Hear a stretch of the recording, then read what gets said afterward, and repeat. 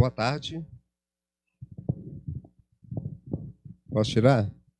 Bom, eu tinha feito uma apresentação que eu queria que, se fosse possível, a TI aí da Câmara pudesse apresentar. Eu até desculpei a falta de educação trazendo já essa questão, né, gente? Mas eu queria apresentar porque tem um mapa importantíssimo, que a minha fala aqui será sobre as comunidades tradicionais, que ainda estão invisibilizadas no debate sobre o Rodoanel. Há muitas coisas invisíveis, mas essa é uma das coisas que estão invisíveis, né? E aqui eu quero pedir ao Agô, a licença, Pai Christian, sua bênção, bênção aos mais velhos, licença aí aos mais novos. Se puder apresentar, eu gostaria, né? 5 minutos de fala, Moara? Então, vamos lá, parabenizar, né, a Câmara Municipal, a vereadora Moara Saboia, pela iniciativa. É importantíssimo, né, que a Câmara Municipal faça esse debate sobre o Rodoanel. Já foi dito aqui todos os problemas, os impactos do Rodoanel, a forma como vem acontecendo, né, sem diálogo, sem a escuta. Claro, como já foi dito, né, ninguém se posiciona contrário aí a desenvolvimento, mas isso precisa ser responsável e precisa ser construído junto com o povo, né? Então eu falo aqui no meu lugar também, que sou de comunidade tradicional, né? E atualmente, né, estou na condição de gestor do município da política de promoção de igualdade racial. Subsidiei o documento da prefeitura encaminhado tanto para o Tribunal de Contas quanto para o Ministério Público em relação à pauta das comunidades tradicionais, né? Só para dar um exemplo para vocês, em Contagem, nós iniciamos um novo mapeamento, nós temos aí em torno de 60 a 70 terreiros, né? Umbanda, Candomblé, Molocô, as diversas tradições do município, além, né, da comunidade quilombola dos Arturos, né, que Gorete vai falar sobre, né, os Arturos, além de também populações ciganas, as comunidades tradicionais circenses, famílias circenses, que são as comunidades tradicionais até o momento presentes no nosso município, né? Então, essas comunidades elas serão assim impactadas, né? As comunidades tradicionais, por que são as comunidades tradicionais, né? São grupos, comunidades que, em relação às comunidades no seu entorno, elas são diferentes do ponto de vista, né, culturalmente, do uso, o acesso que elas fazem, né, ao território, às suas formas de vida, às suas tradições, né?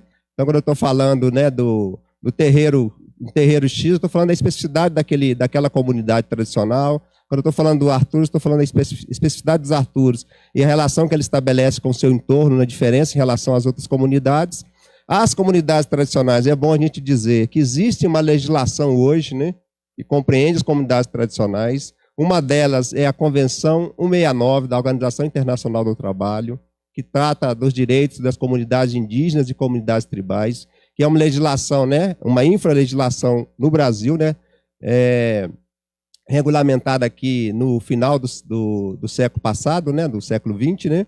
Então, uma lei que vale, que é um documento hoje que regula as relações do Estado com as comunidades tradicionais, e lá nesse documento está a consulta prévia e informada. Consulta prévia livre e informada. O que é a consulta prévia livre e informada? O Estado, o legislador, a legisladora, o gestor e a gestora, antes de executar uma política pública, elaborar uma legislação ou desenvolver um empreendimento, precisa consultar as comunidades tradicionais de forma livre, informada, de boa fé, isto é, sem enganar, não é isso? Para que as comunidades possam tomar a decisão a partir delas em relação àquele tipo de empreendimento. Em relação ao Rodoanel, não houve até o momento nenhum diálogo com nenhuma das comunidades tradicionais. Inclusive, para quem está no debate, talvez seja a primeira vez que esteja falando das comunidades tradicionais, né? Que eu tenho acompanhado, né, Cristina? Tenho dialogado com Cristina, com o SOS, com o movimento aí do Rodoanel, né? Os mapinhas todos que aparecem, nunca vão ver. Eu até pedi a apresentação porque eu fiz, né, o mapeamento aqui da cidade, nós estamos fazendo a prefeitura, o mapeamento das comunidades tradicionais, começamos pelos terreiros, né, que são bastante aqui no município, e é a partir desses dados que a gente construiu as informações que estão nesse mapa, que eu acho que é importante para a gente visualizar, né, porque só a fala aqui a gente não consegue ter a dimensão, né? Que o traçado do Rodoanel, que vai deixar o terreiro do Ogum Fumilayô, que é do Pai Erisvaldo, praticamente na fronteira da área de domínio do traçado. O terreiro do Pai Everton, que está lá no Estância Imperial, que vai passar 200 metros lá da entrada do terreiro dele. Arturos vai passar a 1 quilômetro, né, do território tradicional preterido na regularização fundiária pela comunidade dos Arturos, só para dar um exemplo dessas comunidades, né, mas também todas as comunidades tradicionais da cidade. Por quê? Além da consulta prévia que ela precisa acontecer para tudo, inclusive para a legislação que existe nessa casa que está tratando de comunidade tradicional. Precisa consultar as comunidades tradicionais, que é aquilo que vai impactar a vida delas. Então, esse é um dos grandes problemas do Rodoanel, né? Que, inclusive, do ponto de vista da jurisprudência, tem possibilitado e impedido uma série de outros empreendimentos pelo Brasil afora. Aproveitando aqui que a deputada Beatriz está aqui, nessa semana a Comissão de Direitos Humanos, né, fez um debate na semana passada lá, porque o governo do Estado, há 15 dias, publicou uma resolução em que o Estado, de maneira arbitrária, sem consultar as comunidades, inclusive a Comissão Estadual de Povos e Comunidades Tradicionais não está funcionando, está inativa até para tomada de decisões, parou nessa gestão, né, a Comissão Estadual, é uma regulamentação da consulta prévia informada, arbitrária, e que não dialoga com as comunidades e estabelece prazos que não têm a ver com prazos e com os ritmos e os ritos das comunidades tradicionais. Então isso é importante a gente considerar nesse debate, que é já um grande problema do Rodoanel. Assim como não consultou nenhuma comunidade, nem as prefeituras, também não consultou as comunidades tradicionais. E comunidade tradicional, o impacto também é sobre a ideia, que é a questão do território das comunidades tradicionais. A Convenção 69 e outras legislações brasileiras, a própria lei estadual para povos e comunidades tradicionais, que é a Lei 21.147, o decreto que estabeleceu a Política Nacional para povos e comunidades tradicionais, né? O Estatuto da Igualdade Racial, essas legislações, elas estabelecem algumas coisas importantes para esse processo dos direitos das comunidades tradicionais. Lá diz que a questão, o que é noção de território? Acho que isso aqui é importante a gente dizer para todo mundo. Por que o terreiro, além dos orixás da Mãe Norma, que está no Riacho, mais ou menos em 10 quilômetros por exemplo, de Vargem das Flores, considerar que Vargem das Flores, Várzea das Flores, da Lagoa, as matas e as diversas regiões, as diversas matas, nascentes, riachos, córregos, tudo que a gente imaginar, isso é extremamente importante para as comunidades tradicionais, principalmente para os terreiros. Né? Vargem das Flores, né? A região toda, a região da bacia, para as comunidades tradicionais, os terreiros é importante porque é local de rituais, de oferendas, é local de cata de folhas para os rituais das comunidades, para uma série de outras questões que, na verdade, o que eu estou falando aqui é apenas a pontinha do iceberg, porque num estudo aprofundado, nós veremos que o impacto será bem maior, né, os impactos ambientais, socioambientais, na vida dos povos e comunidades tradicionais. Isto é, o traçado do Rodoanel ele vai dificultar não só o impacto ambiental sobre a Vargem das Flores, por exemplo, mas também vai impossibilitar e dificultar o acesso das comunidades a esse território. E para as comunidades dos terreiros especificamente, nós sabemos que nós ainda temos um grande desafio, que é o racismo religioso, né, a intolerância religiosa. E território é isso. Então, uma comunidade que está a 10 quilômetros, um terreiro, por exemplo, que há mais de 30 anos, como é o terreiro da Mãe Norma, para a gente citar aqui como um exemplo para vocês entenderem, ela faz rituais em Vargem das Flores. Isto é, ela vai estar impossibilitada de acessar aquele território, né, de atravessar a rodovia, né, de circular por ali, né, além de todas as dificuldades que, ao longo dos tempos, as comunidades têm encontrado de acessar aquele território, né, para diversas suas tradições, não é isso? Então, eu acho que é importante a gente considerar nesse diálogo, e é urgente, né, as comunidades tradicionais, né, assim como a gente está produzindo um documento, tem um documento que subsidiou, né, o próprio documento da prefeitura. A gente está em diálogo, principalmente com as comunidades tradicionais, nesse sentido de trazer a pauta do Rodoanel para que as comunidades sejam, de fato, também protagonistas desse processo, né?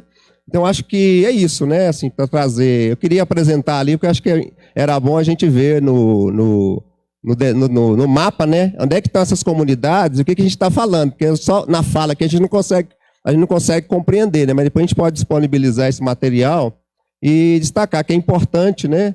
Tanto a participação da Câmara nesse processo, esse debate uma hora. Parabéns, viu? Parabéns à Câmara, que de fato precisa trazer esse debate aqui para dentro, considerar essas questões todas e não esquecer das comunidades tradicionais. Por que eu estou dizendo isso, pessoal? Porque as comunidades tradicionais, ao longo da história, foram invisibilizadas e são invisibilizadas por todo o processo do racismo estrutural, né? Então, é importante que a gente considere isso, sabe, na discussão. Embora, né, Beatriz sabe, nós estamos no desafio agora que é derrubar essa resolução do governo do Estado, né? Porque também ela tem endereço, né? Nós sabemos. Além de vários empreendimentos minerários, com certeza ela dialoga com o impacto que o Rodoanel vai produzir aqui na região metropolitana e nas comunidades tradicionais. E comunidade tradicional, né, gente, a gente sabe que está também Betim, né? Não tem dados de Betim, né? Por exemplo, dos terreiros que acessam a Embaixada das Flores, de outras áreas, porque aí o município tem que produzir alguma coisa, né? Porque nem o governo do Estado tem essas informações, pelo menos aqui no município. A gente está produzindo essas informações, né? Até por estar construindo as políticas para as comunidades tradicionais e a inserção delas em diversas políticas em que elas estão ausentes, né? Não acessam as políticas públicas. Tem Justinópolis, por exemplo, a comunidade quilombola de Nossa Senhora do Rosário, lá de Justinópolis, também impactada no seu território tradicional. A comunidade quilombola de Pinhões também impactada, inclusive o cemitério, né, dos escravos lá de Pinhões também praticamente corre o risco de ser extraído, né, de passar a rodovia por cima. Há uma mobilização das comunidades tradicionais, principalmente dos quilombos. A Federação das Comunidades Quilombolas também está encaminhando para o Ministério Público também uma representação no sentido, né, em relação ao Rodoanel e o impacto para as comunidades quilombolas da nossa região aqui, por onde vai passar esse traçado do Rodoanel, né, que a gente precisa, de fato, buscar o diálogo, tem que suspender esse processo, é importante, e fazer um novo diálogo. E para as comunidades tradicionais é isso. Até na hora que começou a pensar a obra, já tinha que estar consultando as comunidades. E elas terão que ser consultadas ao longo de todo o processo de execução da obra, de acompanhamento dessa obra, e inclusive os impactos futuros do que se vai prosseguir em relação ao demais traçado. Então era isso que eu queria trazer de contribuição, ficar devendo aqui o mapa, que era extremamente importante para vocês pudessem visualizar o que a gente está falando.